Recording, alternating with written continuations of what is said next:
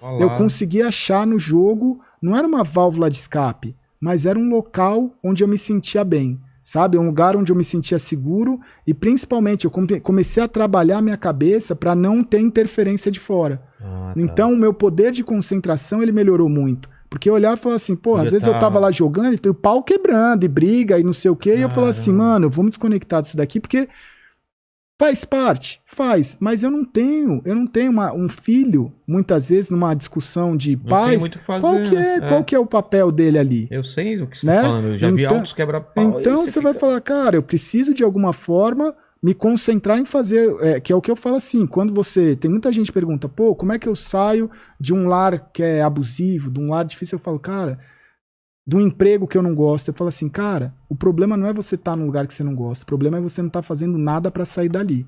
A partir do Exatamente. momento que você está no emprego que você não curte tanto, mas você está estudando porque você vai prestar um concurso para o emprego que é o do seu sonho, a sua vida no emprego que você não gosta muito melhora. A partir do momento que você está numa casa extremamente, né, conturbada, mas você está fazendo algo que você pelo menos imagina que vai te tirar dali, É. a sua vida melhora. Né? Se você, eu acho que você é o lance de você pelo menos simular que tá vindo algo bom, né? Você ter a expectativa. Viver sem esperança, expectativa é muito ruim. É muito ruim, Né? cara. Eu acho que a pessoa, quando ela vê, ela fala, mano, agora eu tô estagnado e isso daqui é o que eu vou ter pro resto da Isso é a vida. pior coisa. Aí fudeu. Ferrou Né? mesmo. Então, teve essa relação de eu conseguir focar muito no jogo, melhorar meu jogo, ver que era aquilo que eu queria, e aí ir pra Coreia. E dali a gente, pô, no primeiro campeonato mundial a gente ficou em 7º do mundo, né? Eram mais de 35, quase 40 países. E seus pais estavam acompanhando isso? ou Cara, não? eles acompanhavam na medida do possível. Mas né? incentivavam ou ainda achava que era uma coisa que não ia virar Cara, nada? é aquele negócio, velho, de orgulho não dava, saca? Assim, É? aquele, Não é uma coisa que seu pai ia falar para os não, outros. porra, na primeira eu falo, velho, porque me marcou muito, assim, numa entrevista que ele deu na televisão, assim, da época, ele falou, pô, você acha que é isso que eu quero pro meu filho? É mesmo? Tá ligado? Eu olhei e falei, porra, velho. Mas ali... Prefiro um filho maconheiro do que um filho que joga videogame. E ali eu acho que não é na maldade, é na ignorância, que é, saca? entendo E isso. daquilo ali eu olhei e falei assim, mano, você vai ver o que eu vou fazer com isso, tá ligado? Porque eu acho que é um motivador ali, você virar e falar assim, você tá falando que isso daí é um motivo de vergonha, então você vai ver E o hoje que eu ele vou... entende, claro. Cara, eu não tenho contato, velho. Sério? É, porque aconteceram muitas coisas, né? Aconteceram muitas coisas Putz. familiares, questões... Porque quando quebrou a empresa, ele virou e ele tinha algum... O sócio era minha mãe. E aí eles estavam se separando, e aí foi quando eu que completei rolo. 18 anos. Quando eu Sei. completei 18 anos, eu não tava com grana, não tinha nada, né? Era competição. Claro. E aí ele virou e falou assim, pô, você não pode ser sócio, porque senão eu vou perder a firma. Aí eu virei e falei, pô, não tenho nada, mas eu tenho um nome aqui, meu nome, acabei de fazer 18 anos, meu nome tá limpo, pô, põe aí, eu assino, é pai, você assina, Claro. né? Cara, passou um período, eu tinha uma continha no banco para eu receber as coisas, eu fui fazer uma compra, o cartão não passou. Não passou. Aí eu entrei num caixa eletrônico, tava lá, sua conta tá bloqueada. Liguei no banco, que tinha lá no cartão lá, o cara falou, cara, sua conta tá com bloqueio judicial. Caramba. Tá com dívida, não sei o quê. Aí quando eu peguei o telefone, o orelhão, né? Liguei pra ele e falei, pô, pai, eu tava viajando. Falei, cara, não consegui passar, tal. Ele falou, cara, fudeu, se vira. Que legal, cara. Fodeu, se vira. Se vira, velho. E aí Tipo, aqui, quebrou a empresa e você era as dívidas do banco solidário da dívida. e foi consumindo tudo. Foi o que consumiu casa, foi o que consumiu empresa, foi o que consumiu tudo. E ali eu olhei e falei, caralho, velho, né? Como você conseguiu desvencilhar disso? Você Demorei 10, 15 anos, velho. Demorei muito tempo, É? velho, porque a dívida ela foi, Vai vai aumentando. Então eu vivi uma... Imagina quando você faz 18 anos é a sua liberdade. É. Eu vivi uns 18 anos até quase 30 anos em que eu nunca pude ter conta, nunca pude ter carro no meu nome, nunca pude chegar na loja e comprar alguma coisa e falar assim, putz, ó, Caramba. consulta meu CPF aí, pode fazer uma Você ficou parcela. sujo todo esse Todo tempo, esse o nome. tempo, cara. Todo esse Mano. tempo. Não podia ter nada. Né? Então, e foram processos que eu fui, né, absorvendo e olhando e falando, cara, isso tem um porquê, né? Isso tem um... Tipo, eu entendo que... Na época você já sentiu isso, não? Não, é muito duro, cara. Claro que é muito duro. Na época você vai, né? você vai indo, vai tentando, e aí eu acho que foram uma sequência de coisas que foram acontecendo que me afastou, né? E aí, por outras partes familiares também. Hoje, da minha família de sangue, eu não tenho contato com ninguém. Nem sua mãe? Então? Ninguém. Minha mãe também tem 1000 tretas com, né, em relação... cara. Então... Mano... Mas é uma coisa que mais cedo ou mais tarde você vai ter que resolver, né, cara? Mas pra mim tá resolvido. Tá resolvido na sua cabeça? Resolvido. Ah, tá. Não tem uma coisa no seu coração que Nada. fica... Ah, tá. Porque eu acho que é uma questão que eu falo assim, você não sabe porque aconteceu, mas precisava acontecer. Né? No caso do pai foi essa questão, no caso de mãe foi abuso mesmo, né? Abuso infantil. Né? Hoje eu olho e eu sei o que aconteceu, mas na época eu não sabia. E na época eu olhava aquilo e falava assim, caramba, velho, pra mim não tem maldade nisso. Com o passar do tempo, eu fui olhando, né, e numa relação recente, né, que tinha acontecido nessa época aí de 2016, 2017, a pessoa que estava comigo, ela virou e falou assim, cara, vai numa psiquiatra e troca ideia sobre sua infância, sobre as coisas que você viveu e tal. E aí ela já tinha sacado o que tinha acontecido, porque eu ainda era próximo das coisas, né? Eu tinha essa relação familiar. Sim. E ela via essa relação acontecendo e ela falou, eu te aconselho. E quando eu fui, eu abri uma caixa de... Isso é abusiva a relação? Cara, muito. É mesmo? Mas não é só abusiva mental, é também física, né? Sério? E aí foi mas na época você não sentiu isso? Precisou passar bastante tempo para você se ligar? Cara, você não vê a maldade. Parecia que era uma coisa normal. A criança, ela não vê a maldade, sabe? A criança, ela não vê a maldade. E é um negócio que muita gente fala... E teve também, eu acho que... Quando são coisas que você lembra, que você sente, que você viu, que você passou... E vem como flashes, sabe? E quando você vai... Você acha que você bloqueou isso? Você bloqueia. É mesmo? Só que na psicanálise... Como que bloqueia? Tipo, é como se não tivesse acontecido?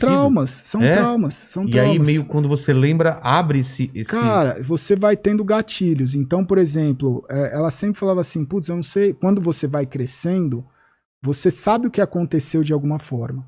E você sente raiva. Você sente sabe, raiva. Você mas não lembra. Você sabe, mas você, de alguma forma... É mais complexo que isso, né? Porque, de alguma forma, eu imaginar que você sofreu um sequestro. Tá. De madrugada, você tava passando na rua, parou uma moto e te levou. Tá. Cara, durante muito tempo, pode ser que você vai passar numa rua, vai ver uma moto e vai te dar um estralo que você vai falar, caramba, velho. Eu nem sei porque eu tô com raiva. Eu nem sei porque eu tô com medo. Saquei. Eu nem sei porque me deu essa sensação. Saquei. E às vezes é um negócio que aconteceu e que ficou na sua cabeça, né? Ficou marcado ali. Então, tinha várias situações que, velho, ela mesma falou assim, nossa, mas por que você tá com raiva de mim? Por que você tem tanta raiva? A sua mãe ou a minha mãe. Por que você tem tanta raiva? Porque ela, de alguma forma... talvez não via aquilo que ela fazia como algo errado, talvez ela passou por algo abusivo na infância dela, porque a pessoa replica, né? Você tem uma grande chance de replicar. Exatamente. Os abusos, principalmente sexuais, você tem uma grande chance de replicar. É difícil você conseguir quebrar esse ciclo, né? Então você vai passando isso, e aí você vai olhando, como era muito criança, eu acho que teve até uma determinada idade que o adulto ele olha e fala assim, a criança não sabe o que está acontecendo. E aí, quando chega de uma determinada idade, ele meio que vai vendo o limite até onde ela pode ir, o que a criança lembra. Isso é foda, cara. Isso é foda, porque ela vai vendo onde, tipo, ela sabe o que fez, mas ela vai vendo até onde ela pode chegar. E aí, quando eu fui reabrindo tudo isso, e olhando e vindo as coisas, e vendo o que realmente tinha acontecido, eu não estava bem. E quando eu fui confrontar isso, foi pior ainda, porque eu acho que muitas pessoas que passam por questões assim, quando ela vai confrontar e tem a força, as pessoas falam... que você fala é perguntar para sua mãe. Perguntar o que aconteceu, eu sei o que aconteceu, eu sei que é isso, eu sei o que aconteceu, por que foi isso? E aí a pessoa, o primeiro instinto dela é falar, isso não aconteceu, exatamente, você tá louco, exatamente. Você tá falando isso, e aí você vai falar com alguém da família, a pessoa fala, tá louco se a pessoa fez isso? Sabe? Então vira um processo que onde... você começa a duvidar de você mesmo, mas né? então, mas não é que a dúvida... Eu nunca tive a dúvida. Ah, você nunca teve? A questão é que eu não tinha consciência do que aconteceu. Né? Porque eu olhava, eu acho que são coisas que você fala assim, cara, por que acontece coisas na sua vida num determinado momento? Né? Porque eu tava num relacionamento, nessa época, eu nunca tinha me relacionado com alguém mais velho. Tá. Eu nunca tinha relacionado com alguém que tinha filhos, né? E essa pessoa tinha 2 filhos. e eu vi a relação dessa pessoa com os 2 filhos pequenos dela, e eu falava, cara, isso não é nem próximo. Eu nunca... Era amoroso, Mas tipo, eu era falava... normal. Mas eu olhava e falava assim, caramba, isso é uma relação entre mãe e filhos? Você não tinha... Não tinha. E tinha gatilhos que eu tinha muita raiva dessa pessoa também. Ah, é? Porque ela tinha figura materna, saca? Tá. E eu não sabia o que eu tinha. Eu simplesmente falava, mano, eu te odeio. Mas eu não sei o que é. Só porque você tá vendo ela como mãe em certos momentos. Caramba. É absurdo, velho. Mas aí você começa a entender que... Tem uma raiva que você não entende por quê e ao mesmo tempo você fica mal. Você não vê que tem alguns casos de criança no colégio, em alguns momentos que tem muita raiva e aí tem profissionais que falam, mano, o que tá acontecendo na casa? Né? Exatamente. E isso são questões que você não quer. Ninguém quer imaginar que alguém próximo de você que você ama tá fazendo algo de mal com você. Eu acho que o pior abuso é dessas pessoas que são mais próximas. Porque ela entra profundo na sua cabeça. E aí eu entendi que eu vivi aquela relação, né? Que teve muitas coisas legais, mas teve muita coisa ruim também. E eu entendi que teve muitas coisas que me fizeram entender essa infância, né? Que fizeram me entender essa infância, que a gente estava falando, né? Da forma de perdoar, das questões. E aí, com esse processo todo, eu virei e falei assim, cara, uma coisa é perdoar, outra coisa é conviver. Você pode matar a pessoa que eu mais amo na vida. Você vai ser preso, você vai ser julgado, você vai sofrer as consequências e eu posso te perdoar. Mas isso não significa que eu preciso de conviver, sabe? Eu não preciso ter uma relação de convivência. Sim, não tem nada a ver. Mas eu posso desejar que tudo de bom aconteça na sua vida. A relação que eu tenho hoje é essa. Tem gente que fala, perdoei, ok, mas eu não quero estar perto. Porque assim, a partir do momento que eu quebrei essa relação, que é uma relação abusiva, cara, a minha vida ela disparou, cara. A minha vida, o que eu cresci e o que eu conquistei dentro desses... após essa ruptura, eu nunca ia conseguir antes. Se você não tivesse quebrado. Se eu não tivesse.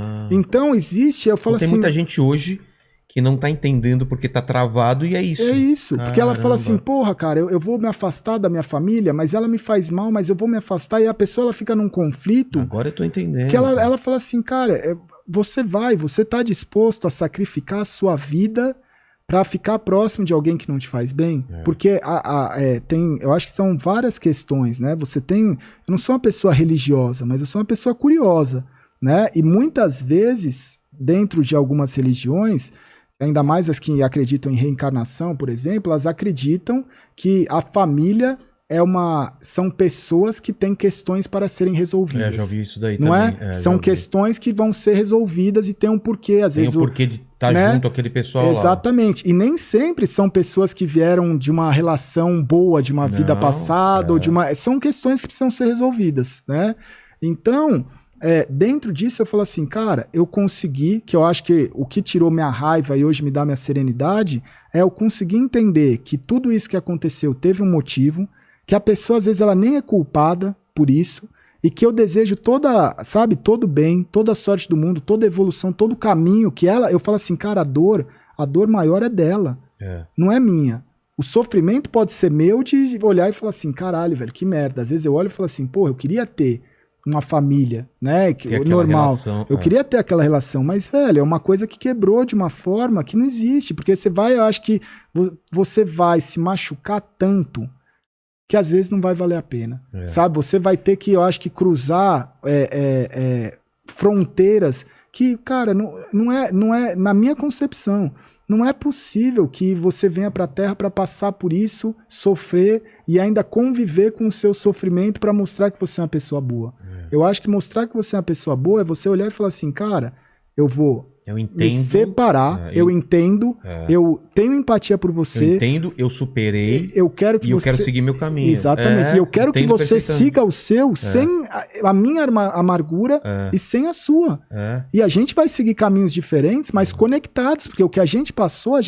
Claro. E sabe, sangue, é o mesmo sangue. Eu acho que isso é uma forma de você olhar e falar assim, cara, eu consigo seguir a minha vida, entender que a pessoa também vai seguir a vida dela, e você vai dar um próximo passo que eu falo assim, cara, hoje eu entendo que parte assim, né, do mundo, ele olha e fala assim, pô, eu sou uma pessoa boa, mas eu sou uma pessoa boa e eu quero que o meu filho tenha uma escola boa, eu quero que meu filho tenha uma casa boa, uma roupa boa. Só que o filho do outro?